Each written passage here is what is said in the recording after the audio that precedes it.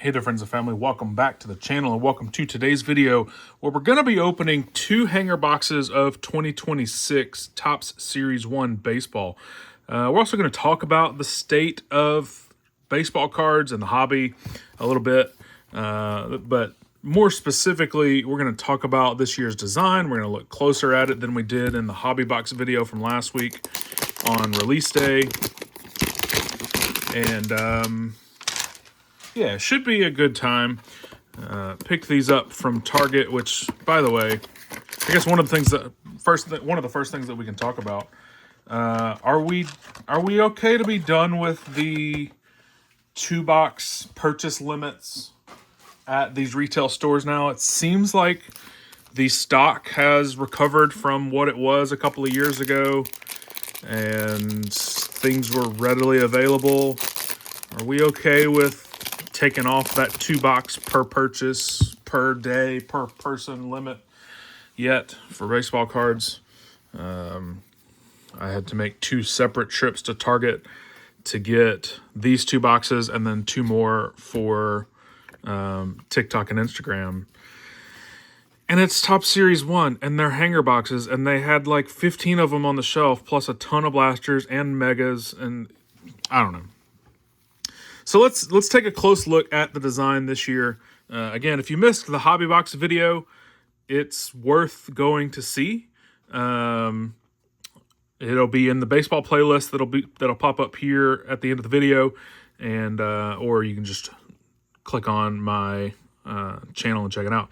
But this is the design this year. So there's a little bit of foiling. If you remember last year, I don't think I have any of last year's design here on the table. What year is this? Okay, this is 2025. This is a gold mirror variation of JJ Bleday, so maybe not a great idea, great example. Let's get just a base card, please. So like this was last year's design, 2025, Tyler Stevenson. So there's lots of foil here going around on the edges, and but they did include the player's position in the little diamond there, which I thought was a nice touch. And then this is what the back looked like for Series 1 last year. So now we're in 2026, and our new design is here. And so they've got this like stitching of a patch running in the background that is the main foil aspect this year. You'll also see some very thin lines outlining this stitch that goes around. There's some silver lines there that are foiled. Other than that, it's just a basic printed card. Of course, it is the 75th anniversary of Topps, so we're going to have that logo on all of the cards. It flips sides depending on the card, and I guess depending on the photo, maybe. But one of the things that I really like this year, compared to last year especially, is the players' names are super readable. It's a bigger font. It's set apart from the photo instead of in this design. It's got a little bit of a drop shadow on it. It might even have a little bit of an outline or a stroke. But the players' names are super readable, which is valuable to me. I like being able to see the name of the player that I'm looking at. Then you get the team name abbreviation, the team logo on the sides of the card as well. And it's not quite fully white all the way around. You got this jersey material printed over here on the left side, but still light corners, light colored corners. And then the back is that jersey material all the way. And you get a repeat of the stitching. There's no foil back here on the back, as there shouldn't be. And then, of course, you get your identifier code down here in the bottom. So that's the design this year. I like it a lot. I'm excited to see it in chrome and things like that. But we'll get further into this hanger box and continue talking about it. So like I say, I think that we can be done with the 2-box limit at the retail stores. Cost of the product this year has gone up a little bit. Of course, they took a hit out of the jumbo boxes. A guaranteed hit, I guess. A lot of them still have the 3 hits. But hobby box prices per card were 45 cents this year, which is up a little bit. These hangers were 28 cents a card. That's the same as it's been. These are still $15. And then the blasters are the same at $25 a piece for the box. So then whatever the breakdown is per card on those. I haven't received mine yet from Shields. So whenever I do that, I'll probably have a hobby versus retail video coming in probably later this week.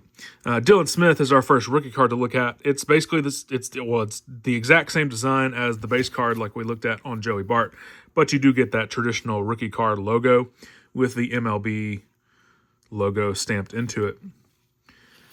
So here's our first horizontal card. Basically the same thing. So you've got the jersey and the patch on the left with a little bit of foiling, and then a white side on the right.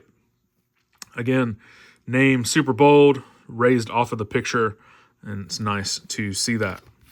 Andrew Lara is our next rookie card. Then Will Benson, Casey Schmidt, Cody Freeman's a rookie. Angel Martinez, we'll see if we can find any of the nice named rookies. Here's a Gold Cup and rookie card of Jacob Marseille. So, as you may or may not know, the Gold Cup logo goes onto the card for the best rookie in the previous year, one per position. So Jacob Marseille gets one of the Gold Cups for the outfield, and since he didn't have a rookie card in 2025, this is also his rookie card year in 2026. So it's one of those rare instances where he played enough to earn the Gold Cup, but he didn't get a card, and so it's a rookie card and the Gold Cup. There's a few superstars that are that way, and a few other guys that have had that distinction over the years. So we'll see if Jacob Marseille can keep it going. Christopher Sanchez, Francisco Alvarez. Roman Anthony is another one. How about that one? So Gold Cup and rookie card. That's probably the top rookie that you're chasing in 2026 Series 1, Roman Anthony. So we'll definitely take that. Again, connected to this card, I recommend you go and check out the Hobby Box video as well. We pulled a black to 10 of Roman Anthony in that one. It sold within a couple of days on auction on eBay. And our first duel is a Baseball BFFs Cubs Stars Forge Rare Bond. So that's who? PCA and Seiya Suzuki. So just basically a team card, but a veteran combos essentially. So there's that. Zach Neto, Caleb Durbin, Agustin Ramirez is the Gold Cup catcher. League leaders on batting average: Trey Turner at 304, Nico Horner at 297, Freddie Freeman at 295. There's the back of that. It gives you the top 10, not just the top 3 on the back. Spencer Strider, Dane Myers, Lucas Giolito, New York Mets actual team card. So full team card, I guess, compared to that Cubs card that just had PCA and Seiya. Matt Olson, Kyle Stowers, Bailey Ober. Marcelo Meyer gets a Future Stars card in this release. Future Stars logo hasn't changed in the last few years at least. It is not foiled this year. I think it was last year if I remember correctly. But again, the only foiling that we have is the 75th logo and then the stitching on that patch. So, American League RBI leaders card: Cal Raleigh, Aaron Judge, Vinny Pasquantino. Carlos Narvaez, Matt Strahm, Otto Kemp is a rookie card. Lennon Sosa, Stephen Kolek, Lazaro Estrada gets a rookie card in Series 1. Gavin Williams, Logan Gilbert, Alex Freeland rookie card. Jacob Lopez, Carlos Rodon, Kyle Teal is one of the top rookies to chase. Probably around 8, 9, 10. Best in the class. So we'll take that one. One of the things that we will also look at now that I'm noticing it, I had not noticed it before this moment. The foiling in that patching is team colored. So we'll look at it on this Braves card. I don't know if it'll pick it up on camera. Yeah, you can kind of tell. So it's blue stitching there, so it's blue foil to go with the Braves red and blue there. So that's Ozuna and Acuna hopping to it. focusing on fun for the Braves vet combos card.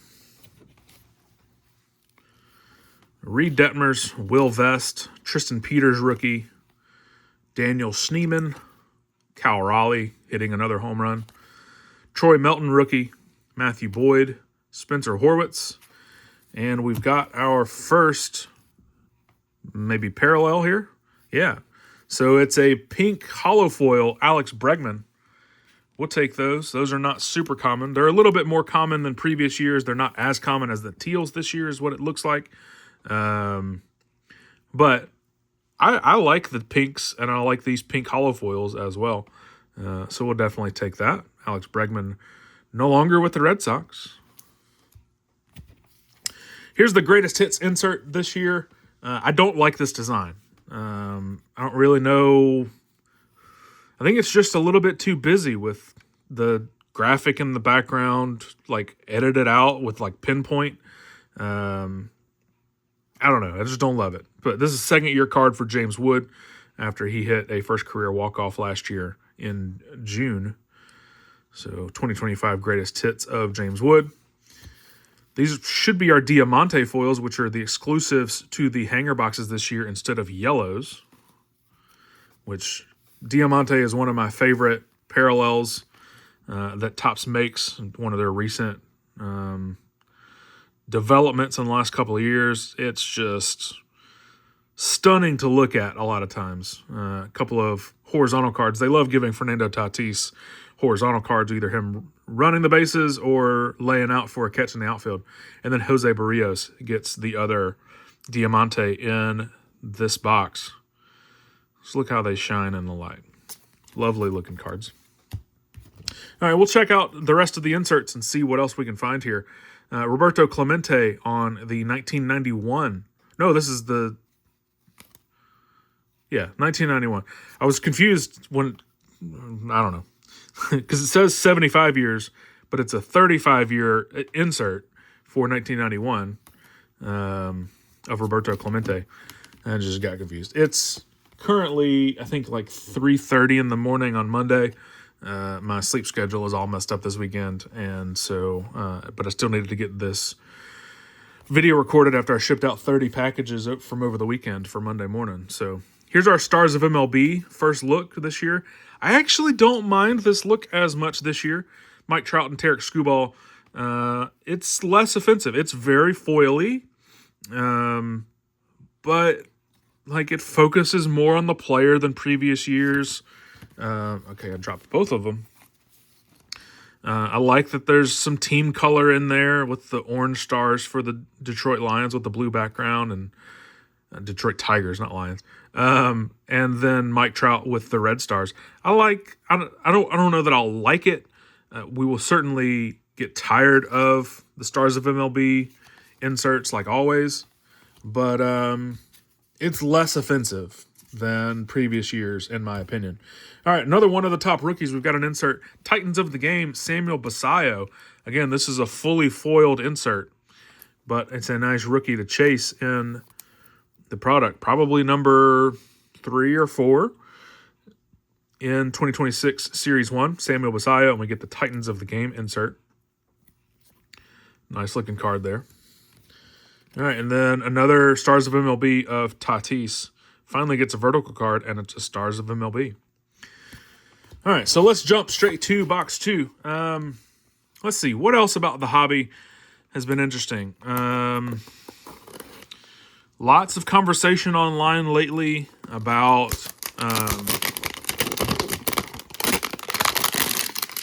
case allotments, especially with this Series 1 and some other recent like Sapphire releases and things like that, that it really seems like the top breakers get a lot of cases and lower level content creators and just collectors and even some shops aren't getting anything, or if they are, it's like a box or two in their allotments. And then there's other people that are doing multi-case player breaks and things. So that's not ideal. Obviously, Fanatics is trying to get a return on their investment. The economy is not what it was in 2020 or 2022. There has been a lot of inflation. That's one of the things that I think that we don't think about in the community a lot is prices of everything has gone up in the last few years. And we kind of just expected cards to remain the same and get more value out of the products with more autographs and things like that. And that's not the way the economy works. There is a supply and demand issue in play as well. There are a lot more collectors, a lot more investors in baseball cards and sports cards and trading cards these days since 2020. So there's a supply and demand thing. They're printing a lot more now to try and keep up with that demand, but it also means whenever you print more, but there's the same number of players in the league, there's going to be less autographs to go around. There's going to be less jerseys to go around. I am not a Fanatics homer. There are a lot of things that I don't get whenever I try to get pre-orders on things. So I end up either paying full retail or just skipping products. You've probably noticed that here on the channel. There are a lot of products that I just haven't opened over the last couple of years because I couldn't get my hands on them, or if I could, it was only at retail prices, and retail prices were astronomically higher than MSRP. Christian Campbell gets a future star. So, again, Fanatics is trying to get a return on their investment for buying Topps and all of those licenses. I get it as well from their perspective. Troy Johnson is a rookie. But it does squeeze the collectors. I am a collector. I'm a content creator. I have an eBay store that's top 5-ish% on eBay in the sports card category. Samuel Basayo is that. There's the base rookie. So I'm in the business of collecting and sports cards as well, but I consider myself a baseball card collector, a Pokemon card collector, and it's gotten a lot more expensive to be that kind of person. Carson Williams is another one of the top rookies, probably in the top 10 area of the class. But I also, as I said, I recognize the economics of the situation, or at least some of them. People are trying to get their investments back. There are people willing to spend money to chase big hits and to make good content and things like that. And so there's a lot more money in play than there was in 2018 whenever I got back into the game. All that to say, I wish it wasn't as bad as it is, but it is. And so there's going to have to be some adjustment. There's going to be a correction to the market. I think probably by the end of this year. Kyle Teal is a rookie. Nice rookie. There's that Braves hopping to it card again. I think some of that will come in the form of people being a lot more willing to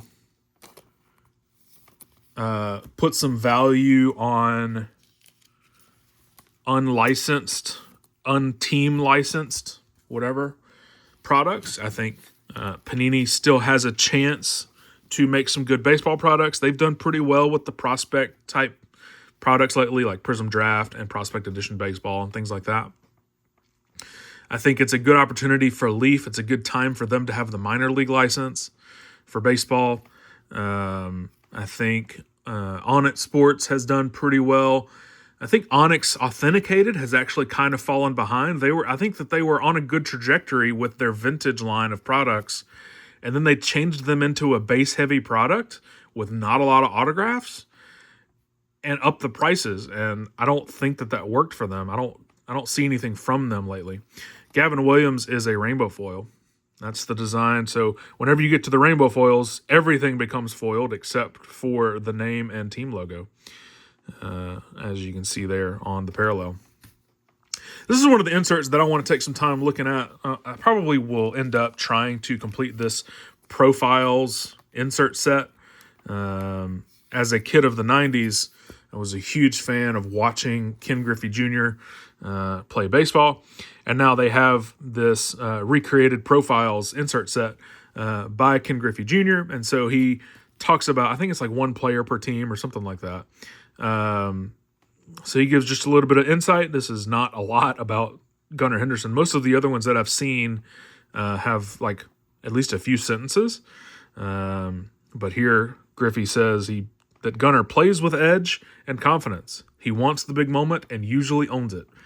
And then they give you some of the nicer stats for the player there. And I like the design. It's a manila folder based design on the back. The Profiles logo there on the right is foiled. And it's usually a pretty nice photo of the player. So I'm excited to see some more of those. Like I say, I'll probably end up finishing that set. Here's a couple of Diamante foils. Let's see who we've got. It's a Julio Rodriguez and a Taylor Trammell. So no rookies in our Diamante foils, unfortunately.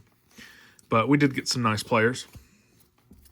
Our 1991 in this box is an Elly De La Cruz.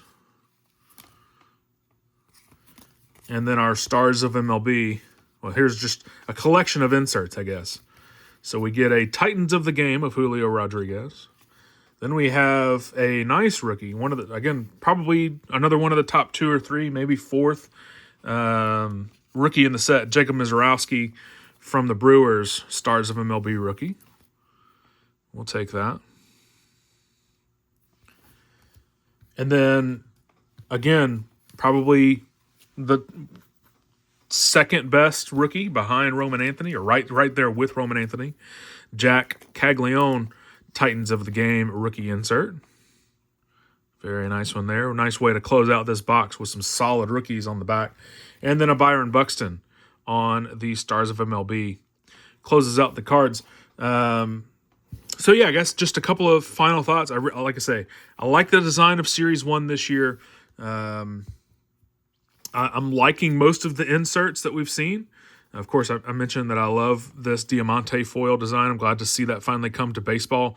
It's been in basketball and soccer, I believe, so far. Maybe some more than that. But I like the design. I'm excited to see how it looks in Chrome in a few months, several months probably. And I guess I would just offer some caution to both new collectors and the investors that there's going to be a correction to the market. There's going to be some adjustment, whether it's people changing where they put their money. I think baseball has a good upside. I think with the World Cup coming to the Americas in 100 days, I think that there's still upside and opportunity in soccer if you get into it now and are ready for that bump in a couple of months. So I think that as an investment piece, I think sports cards have a future. I think that they have an opportunity. It's certainly slimmer margins than it was 4 or 5 years ago. In 2020, we really saw a big boom because the government was handing out money. People were sitting in their living rooms, not doing a bunch of extracurricular stuff. And so guys and girls that had collected as kids got back into it. Most of them are having kids now, and so they started getting their kids into it. There was a lot of additional people coming into the hobby. A lot of them had money.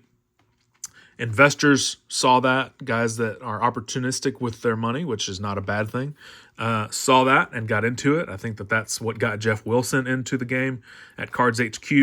I think he saw that opportunity and said, hey, I have money. This interests me. I can make money off of it. I think that's what Gary Vee got Gary Vee into it. And I think that those two guys specifically have actually fallen in love with the hobby. And are in it for a longer haul than most investors probably would be. But again, I think there's going to be an adjustment. I think there's going to be some price correction. It'll be interesting to see what the economy does this year with the unrest around the world and with the changes in the tariff policies and things like that, how that affects where people spend their money. But I'm excited to see the future of the hobby. I have some kids that go to the same church as me that almost every time that we talk, they want to talk about Pokemon cards, which is awesome to me. I mean, like I say, I grew up when Pokemon came out.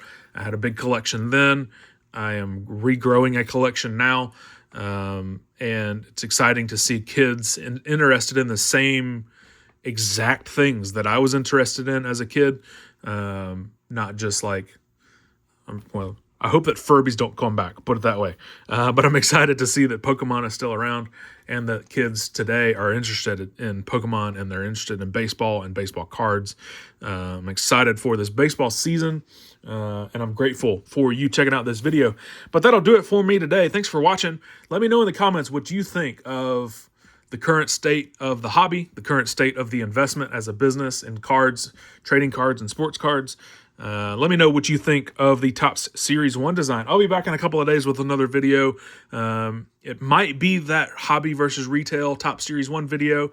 It might also be something completely different. I'm looking at the stack of products that I have available. I would show you, but there's a mess of boxes between here and that storage shelf. Anyways, so just sitting from here, I can see 4 Pokemon boxes, a hockey box. I know that the Series 1 hobby boxes are over there. Oh, I see another Pokemon box. I see Prospect Edition Baseball from last year. I don't have the 2025 version, or 2026, whatever it was that just released. I guess it was 2025. I still have a box of Pro Debut. I still have boxes of Bowman Baseball. I have Prism Draft Picks Football. That will be coming to the channel very soon, sometime in the next couple of weeks.